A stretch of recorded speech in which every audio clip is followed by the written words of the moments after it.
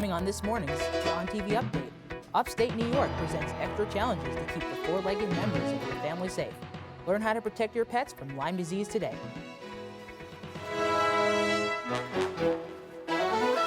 Now, from the EMC studio at Onondaga Community College, this is an ONTV update.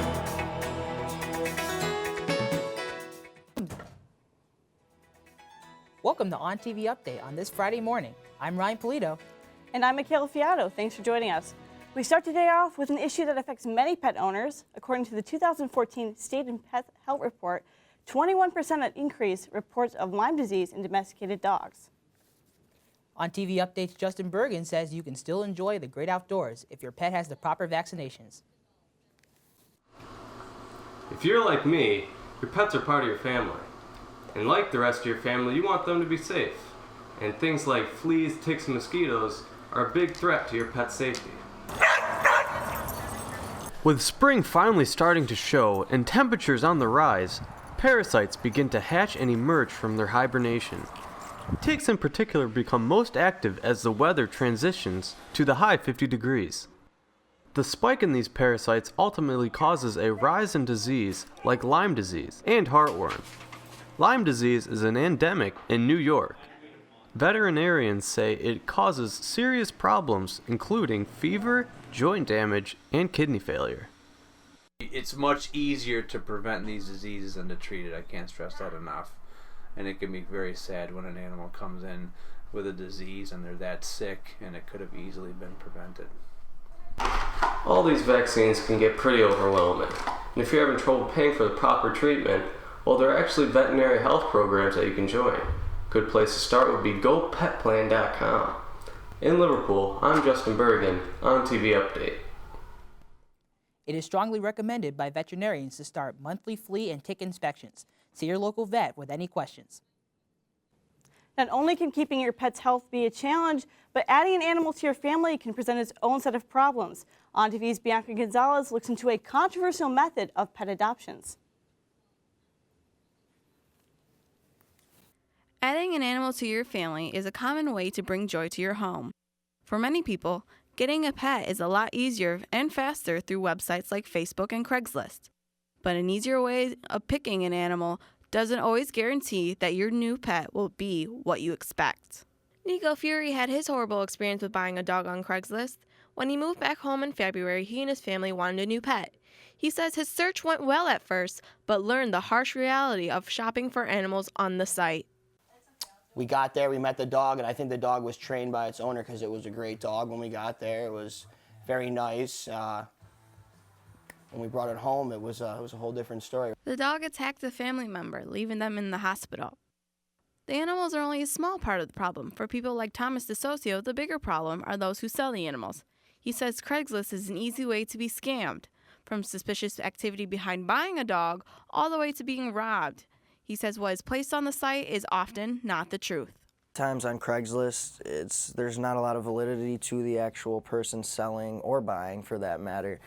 So it can often, be based on advertisement placement and, actual perception of what is being posted. To rescue shelters, the well-being of the animal isn't the seller's concern.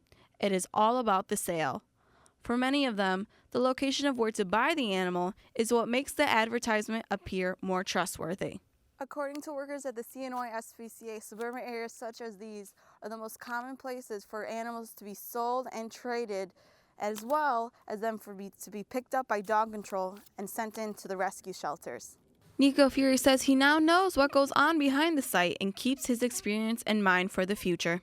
I trusted him. He looked like a great guy, looked like he knew what he was talking about, but he obviously didn't. He lied to us, and I'll never make that mistake again. And for many others, Craigslist will no longer become an option. Bianca Gonzalez, ONTV Update. It's estimated that over 2.7 million sheltered animals are adopted every year. In a college environment, order can sometimes be difficult to achieve, but necessary.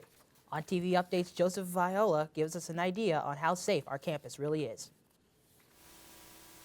The safety and security of OCC students, faculty, staff, and visitors is a high priority that is taken seriously by the college. According to Janine Cleary's statistics, there have been at least 1 to 3 crimes on campus a semester. OCC's Campus Safety Vice President, Douglas Kinney, has been vice president for over 6 years and is always eager to keep this campus safe from any dangerous activity. Our campus, if you were to look at our Clary stats, our crime stats, is one of the safest in the SUNY system, certainly for 2-year schools, and quite honestly, probably safer than a lot of 4-year schools. So I feel comfortable that Onondaga is a very safe place to be. If an incident may ever occur, campus safety will get right to it as they put everyone's safety over theirs. OCC's resident advisor, Victor Ferris, describes his experiences with campus safety officers and how it has made his stay at Onondaga safer. They handle their job properly. You know, there's never anything wrong. There's no conflict. You know, like there's usually a conflict when people try to get away with something. But even when that happens, you know, campus safety will handle it properly. You know what I mean? So it's just there's really nothing wrong with them. I feel like I've been at this school for 2 years now, and so far I have experienced nothing that would make me feel harmed or scared to live on this campus.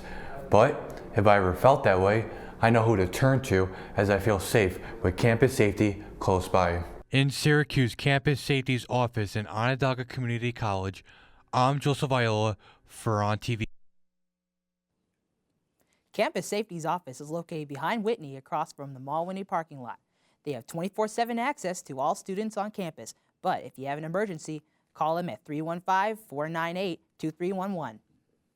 In light of recent Supreme Court findings that the Ferguson Police Department has a racial bias, Ferguson Police Chief Tom Jackson has resigned from his position in Ferguson.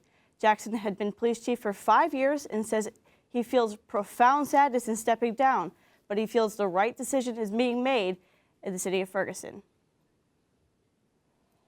Coming up after the break, Drew Mertens has our weather for the upcoming weekend. Also, I sit down with Dave Wall, an assistant professor at OCC's Criminal Justice Department, to talk about police brutality and how students are being trained on how to handle it. Stay tuned.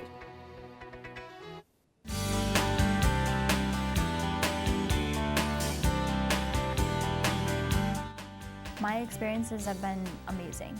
I love my professors. All of the students are super outgoing.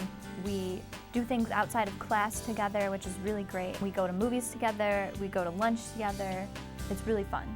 When you get along with the people that you go to school with, you do better at everything in your life.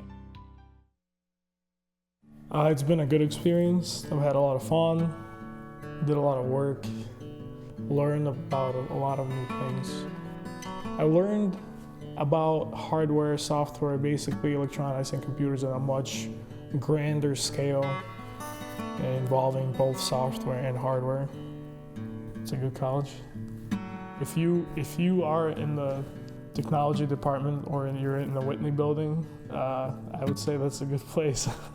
My name is Nicholas Holderski, and I am a math science major here at Onondaga Community College. When I first got here, I barely had any driving experience. It was a really great opportunity for me to come down here in the beginning of September, I believe, and it was great for me to drive here every day when the snow started to fly. It's nice having your own car and being able to go out with your friends whenever you want to. I've met some really wonderful people here, and especially for somebody who's a younger driver, somebody who's just learning, it's really just a great experience to have.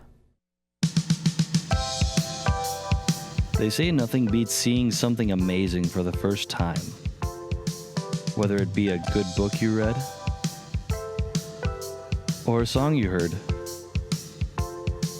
the Barnes & Noble bookstore will make sure to amaze you. Especially if it's your first time. Come visit us today. Visit our website, onondagacc.bncollege.com, for more information. Welcome back to ONTV Update. Thanks for joining us. We now go outside to Drew Mertens for weather. Will we ever actually get spring weather, Drew? Well, I'm happy to say that it looks like we may be seeing some warmer weather this upcoming week. In fact, we are looking to have temperatures in the low 40s in the beginning of the week and potentially seeing 50s by the middle of the week.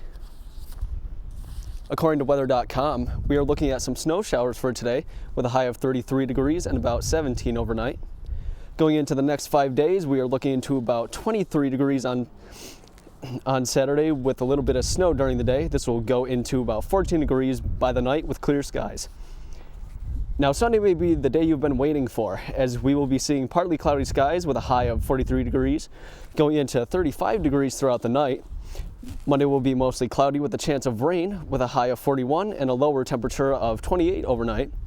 Tuesday will bring back a little bit of sun with a few clouds, but giving us a high of 40 degrees and cooling down to 30 degrees during the night. Now Wednesday may be your favorite part of the week, as we will see mostly sunny skies with just a few clouds during the day with a temperature of 50 degrees going into a temperature of 38 in the night. So overall, it is looking like we will be having a fairly nice and warm week. Just make sure to look out for Saturday, as it will be pretty chilly. Now, snow days have been a concern to students and faculty. While they may feel like they can get behind, some are starting to think of ways we can still learn while campus is shut down. Recent snow days at Onondaga Community College have caused quite a commotion outside the classroom. With 3 snow days so far on campus, professors are trying to stay on their feet and trying to keep on schedule. Because we've had 3 snow days, and if I can remember, they've all been on the Monday, Wednesday schedule. So for teachers who've had classes on those days, they've definitely had to rearrange the schedules for the classes on those days to try and either catch up to the Tuesday, Thursday classes or try and do something different. With the weather being so unpredictable, the college administration has been working on new ways to keep students and faculty working, even when the school has to be closed. The use of technology is being looked into so that students do not fall behind in their classes. Now, because of electronic communication and because of computers, many students can still take care of their work and faculty can post assignments online, whereas in the past that wasn't the case. You had to be here in person in order to get assignments and in order to have learning occur, and now with technology that doesn't necessarily have to happen. Even though the snow may suddenly pile up, the use of the internet will be able to keep faculty and students right on track, even if campus is closed. While the weather may not be predictable, students can still predict how they will be able to stay on track during a snow day. For anyone with concerns or questions about snow days or cancellations, make sure to contact Amy Kremenek or go to sunyocc.edu for further information. Police brutality has been a heated topic around the nation. The OCC Criminal Justice Department is not turning a blind eye to this serious issue. Joining me today, I have Professor Dave Wall from the OCC Criminal Justice Department. Dave, thank you for joining me today. My pleasure, thank you. Thank you. First question, Dave, where do you think the line gets blurred between an officer carrying out a duty and then sort of abusing authority? Well, all officers are trained that there's 3 variables that need to be considered when making the decision to use force and how much force. First of all, the use of force needs to be authorized, it needs to be necessary, and it needs to be reasonable. If you don't meet any one of those standards, and the reasonableness standard is one that all of us as citizens would recognize, authorized and necessary is a legal statute. Things like stop and frisk, racial profiling, and police brutality, do these things sort of go together? Is it a snowball effect? Not necessarily. Each of those is individual, and there's a section of law that would deal with each. Racial profiling in and of itself, first of all, is illegal. That's unconstitutional. Stop and frisk, the police officer has to have probable cause or at least reasonable suspicion to think that there's some weapon perhaps that might be involved.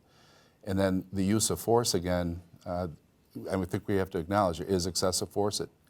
It has happened, but it's a constant issue in communities with the police officers to make sure that, again, I'll come back to reasonable, necessary, and authorized. And how are you handling this sort of touchy topic with your students?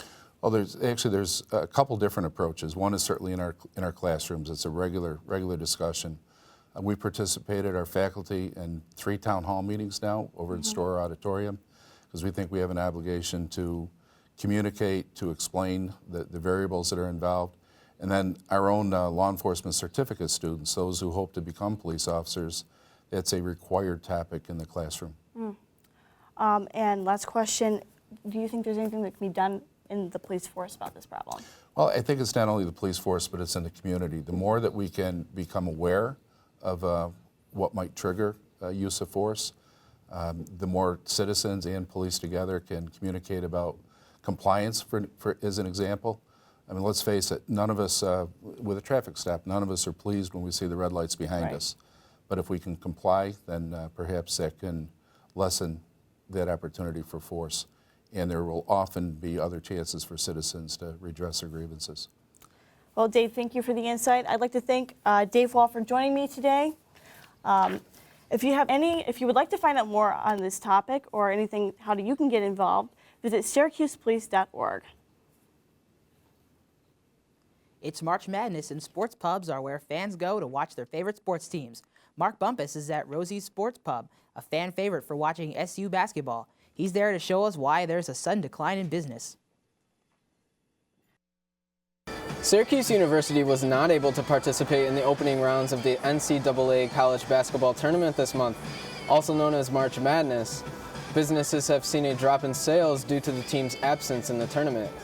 For many Syracuse basketball fans, coming to places like Rosie's Sports Pub to watch the Orange Men compete is a common thing to do, especially during the March Madness tournament. However, fans this month have been disappointed due to Syracuse Orange not competing in the Big East tournament.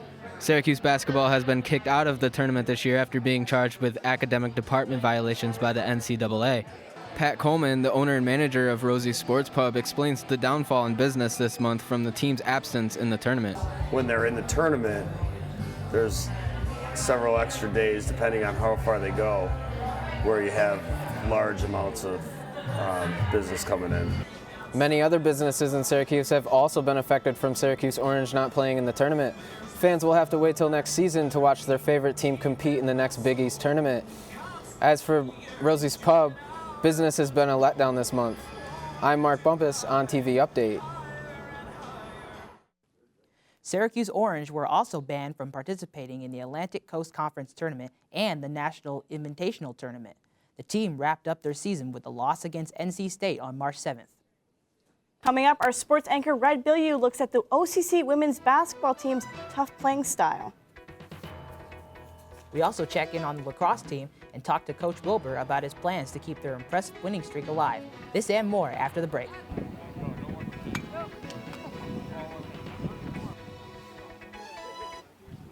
I am Jim Spagnola. I am a percussionist. I did a lot of marching band and a lot of percussion ensemble in high school, and I decided to audition here as one of my schools out of high school. The new building is a far cry better than where we were before. The percussion room was about a third of the size of this room, and it also doubled as half the storage we had access to. The percussion studio has a very strong bond between members, and it's a great program to be a part of. The summer after I graduated from OCC, I came back because there was an EOP program taking students who had just come out of high school and kind of transitioning them into college life. The students lived in the dorms and then they went to classes and then got tutoring. So even after I graduated, I was able to come back and still be involved and help the next class of students be successful. Because even when I went to school afterwards, when I went on for the bachelor's and for the master's, you really don't find as much support anywhere else as you do at OCC. I am in the choir. I'm in the concert choir and OCC singers. And Dr. Dari is a great, great, great conductor. He really wants to know you and your personality, where you come from. He just really cares about us, and it shows. As soon as I joined the choir, I was talking to people at the auditions. People here, they're not afraid to say hi, my name is, and really get to know you. OCC is like your second home. I really feel like I have a family here. It's that time again, finals! And after finals, it's Christmas! But before Christmas, it's Christmas shopping! We don't have time to go somewhere far away to do our Christmas shopping, but not to worry, you have the OCC Barnes & Noble College Bookstore! Books aren't the only thing you can find here. In fact, there's a gift for everyone. From beautiful warm hoodies of all sizes to new backpacks, shirts of all colors, Christmas gifts, and even supplies for next semester. So don't be a Scrooge this Christmas. Be the life for the holidays. Come down to the OCC Bookstore located in the Whitney Atrium. Open normal business hours. See website for details.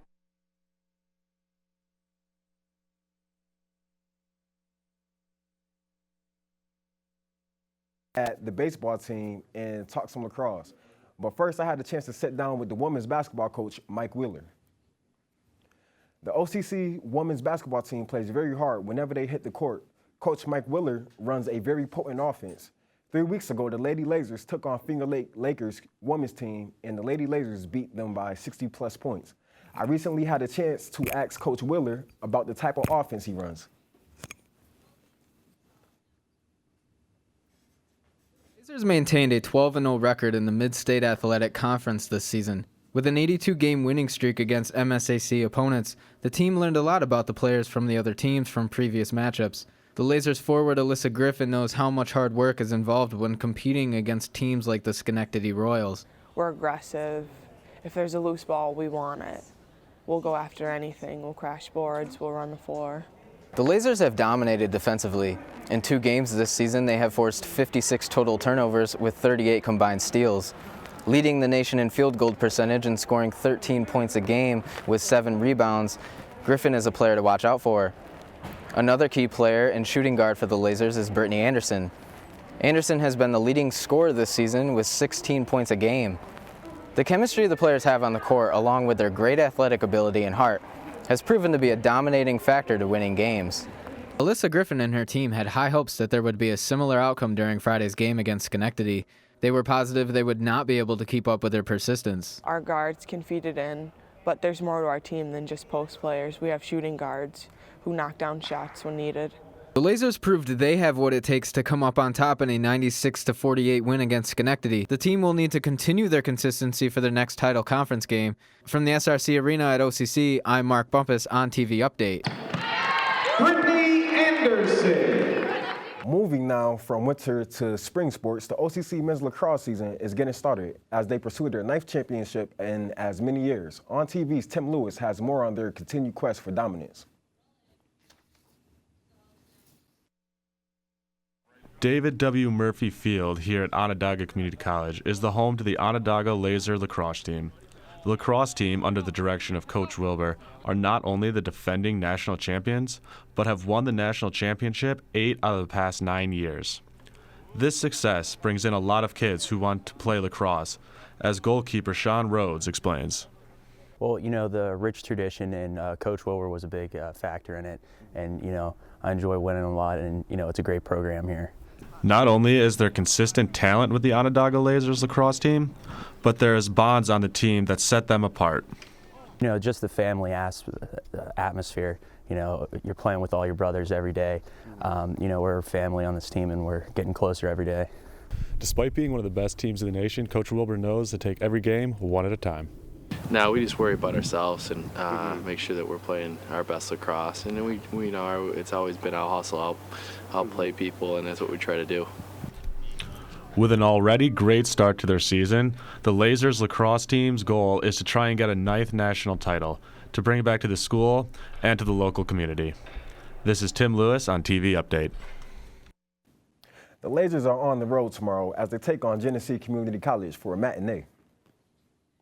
Lacrosse isn't the only spring sport looking to post a winning season. In 2015, the OCC Lasers baseball team has posted a 71-28 overall record over the past 2 years.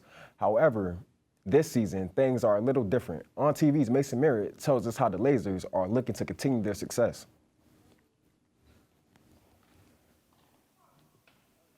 With this season, OCC baseball begins a new chapter in John Sheedy's first season as the new head coach.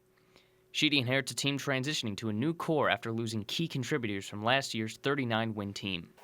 Looking at 60 players, getting down to our roster today of 25. I think the transition has gone well. Coaching staff has been fantastic. I think we've all bonded well together. I think we've been doing a lot of teaching and instructing, and hopefully that will parlay into nice results this spring. Team captain Brandon Kapczynski finds himself as the most experienced player of this year's team, with his sights set on revenge against a familiar foe, the Herkimer County Community College Generals, a team who ended their season last spring. The goal this year, beat them, plain and simple.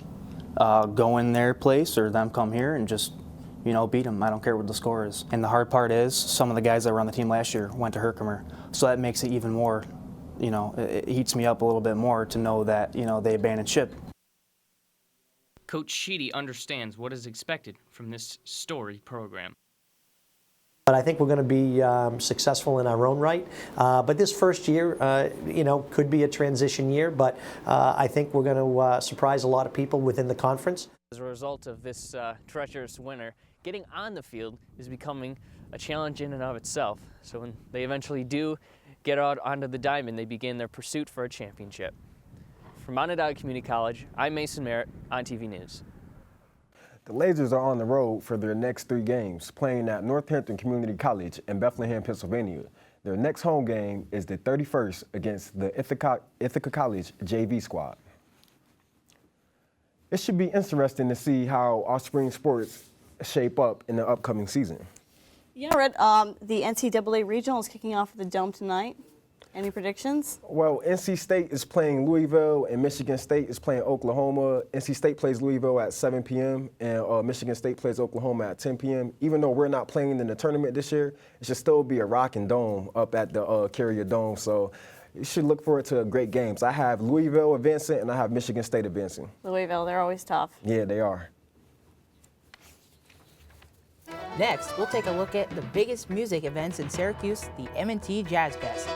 We'll also fill you in on some great events happening in the area. All this and more after the break. Stay tuned. I love the new music wing we have here at Onondaga. I love the small class sizes. I love the affordability. I love the convenience. Career opportunities. The diversity. Our campus. The great community. I love Onondaga. I love Onondaga. I love Onondaga. I love Onondaga.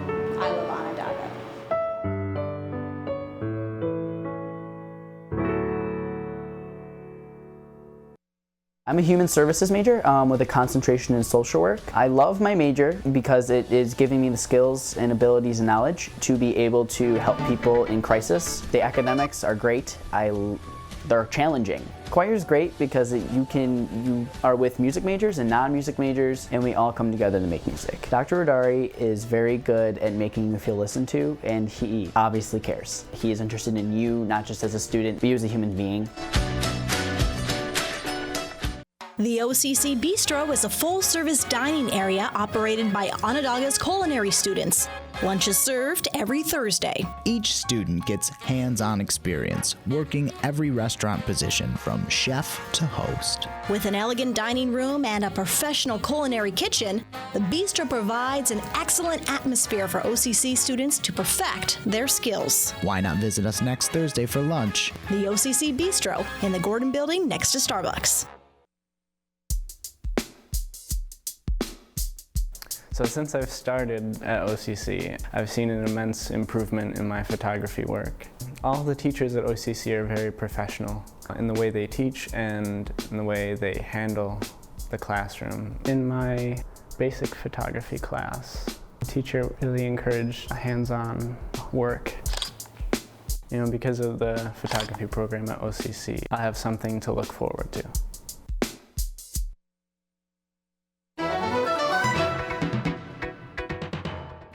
Looking for things to do this weekend? Here's ONTV Update's community calendar. Tomorrow from 9 to 5, Humane CNY will host its biggest bake sale and Easter basket sale at the Fayetteville Town Center, offering a mix of treats for you and treats for your pet. The bake sale is sure to tickle everyone's taste buds. Admission is free and all proceeds go to rescued animals. Starting off on Saturday, Morrisville State Theater will be presenting The Fantastics. Show times are tomorrow and next Thursday through Saturday at 8 p.m. and Sunday at 2. Tickets are $8 or $3 for students. Tickets will be sold at the front door. Sunday, the Siege of CNY Roller Derby tournament will be held at the John F. Kennedy Civic Center in Rome. This event is a women's roller derby tournament, and admission ranges from free to $35. The matches start at 9 a.m. and runs through 7 p.m. Monday night, Funkin' Waffles will hold the Dead Night and the GD All-Stars and Mike Vincent Tour. Tickets are $5 and the show starts at 8 p.m. Tickets are available through Tickify.com. One of the biggest yearly events in Syracuse has been the M&T JazzFest. Last year's show set an all-time audience record, driving around 50,000 music fans to OCC, topping the final evening with the legendary B.B. King. But organizers of the festival believe this year will be even bigger than we imagined, as the executive director announces the lineup. Better than last year. We're building on the strength and success of last year. We skewed to a younger demo in terms of programming with Trombone Shorty and Big Bad Voodoo Daddy. We're always going to keep the legends involved, but we've gone out of our way to make this enormously a successful year. I think this is an event that's going to draw from across the Northeast, Canada, all across the state. It's a huge lineup. We're really excited. The Northeast's largest free jazz festival has earned its prestigious moniker by booking some of the best talent in the business.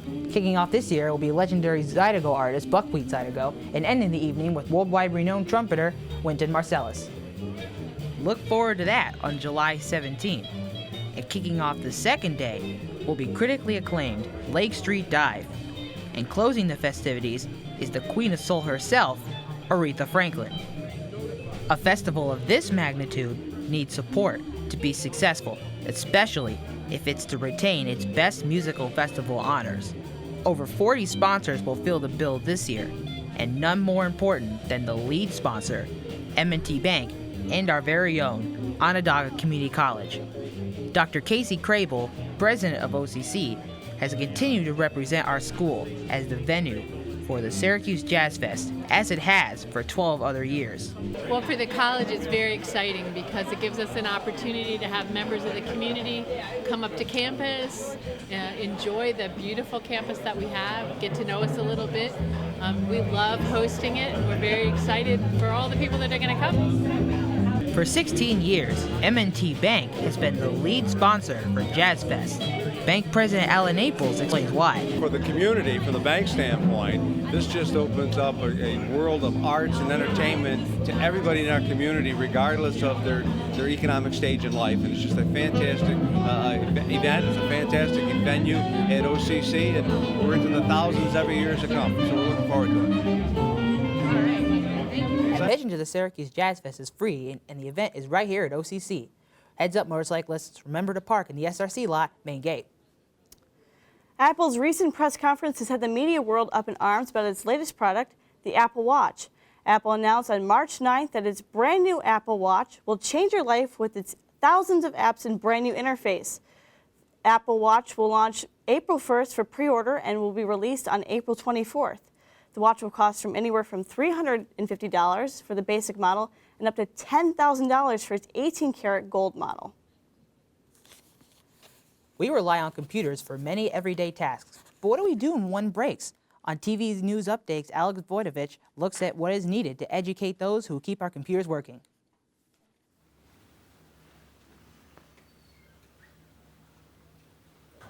We rely on computers for everything. We use them in school, at work, and in our free time. But what do we do when one breaks? Luckily, IT guys are there to help, and it's all thanks to the A+ certification. But what is the A+? The A+ is a certification that says someone knows computers and knows how to fix them. Elizabeth Vavoniz, the IT certification program coordinator in OCC, says the A+ certification is important in the world of computer science. In the world of employers, they're starting to realize that without that, being in the computer science position, there's some lacking knowledge. So they're actually requiring, in a lot of cases, adults who are working to go back and get their A+ certification in many different companies. So it's a plus. It's a A+ as far as a good choice in certifications. Not everyone thinks the A+ is a necessity. Nathan Snyder, the network administrator at ARC of Onondaga, says that a college degree and job experience can be more valuable. Most of what I picked up was what I learned in college, the courses I took in college, along with having about 18 years of just on-the-job work experience, which kind of can give you a lot of different perspective on experience than just having like a paper certification might give you. The certification can offer a way into the computer world without spending a lot of time and money, while a degree can take you further into the field. For those who want to get a start in the computer field, the A+ certification course will be offered here at OCC this spring. I'm Alex Voidovich, reporting from Whitney Hall with ONTV News Update. Both the A+ certification and a degree can get anyone started in a career in the world of computers. For those who are interested, the A+ course will be offered this spring here in OCC. Beards have been growing in popularity over the past few years. In fact, many beard-centered organizations have been springing up all over the country, including one right here in Syracuse. ONTV's overqualified reporter, George Arnold, visited the Syracuse Beard Council to find out what they are doing in the community. The subculture of facial hair has found its roots in Syracuse through the Beard Council. Its main purpose being organizing events that put beards front and center. It wasn't long ago the Landmark Theater was flooded with facial hair enthusiasts for the annual Festival of the Fantastical Facial Follicle, where beardsmen were able to show off with style, having awards given to the best facial hair across 6 different categories, all organized by Beard Council President Michael John Haggerty. We literally took the NBA slam dunk competition format and added it to it. Contestants are given 30 seconds to show off their stuff to the crowd in whatever way they think will get the biggest reaction. But honoring beards isn't the only thing that the Syracuse Beard Council brought awareness to. A portion of the proceeds went to the St. Baldrick's Foundation, which aims to cure childhood cancer, a fitting cause. Because it was kind of follically related. And it was a nice connection for us to be able to say, all right, you know what? We're going to make some money tonight. We're going to take some of that money and donate it to the organization. Over its last 11 events, the Syracuse Beard Council has helped contribute to $3 million raised right here in Central New York. From the Landmark Theater, I'm George Arnold, ONTV Update. To see more of the Beardsmen, check them out as they walk the catwalk Friday, April 10th at Marissa's Fortress of Beauty during Syracuse's Fashion Week. We have Drew Mertens back in the studio with us this weekend for the weekend weather forecast. How's it look, Drew? Well, the beginning of the weekend is going to start off a little chilly with some snow showers today, with a high of 33 degrees and going into 17 overnight. Tomorrow we will be seeing a fairly cloudy day with a high of 23 degrees as well as 14 overnight. And Sunday is going to be partly cloudy skies and a high of 43 degrees, and the night will bring us nice 35 degrees. Nice. Hopefully we'll be some spring weather. I, for one, am sick of this cold. Absolutely. Yes. Well, that'll do it for us here at ONTV Update. Thank you for tuning in.